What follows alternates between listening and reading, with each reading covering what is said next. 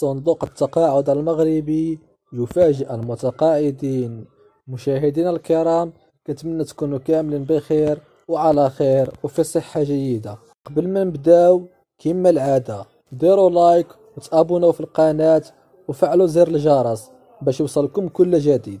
أعلن الصندوق الوطني للتقاعد عن قرار استثناء بصرف معاشات شهر مارس بشكل مبكر، وذلك بمناسبة عيد الفطر المبارك. يتم صرف معاشات غدا إن شاء الله، الذي سيكون تاريخه هو 26 مارس بدلا من فاتح أبريل. وهذه المبادرة تأتي في إطار التضامن مع المتقاعدين وأسرهم لتسهيل الحصول على مستحقاتهم المالية في وقت مبكر قبل العيد.